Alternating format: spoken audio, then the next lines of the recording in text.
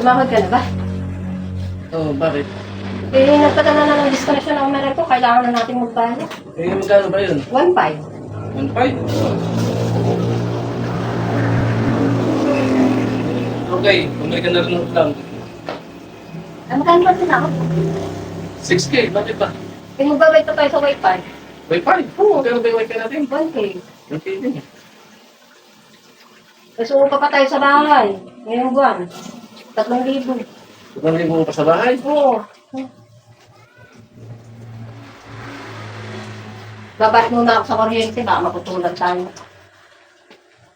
Grabe naman ang sinahod ko. Nauwi lang lahat sa bayarin. Di bali, nakabayad naman na kami ng upa ng bahay. Upa ng bahay? Eh, hindi naman kami na upa ng bahay ah. Hoy, Joey! Kasi 3,000, hindi naman tayo na upa. Natali naman ang pala.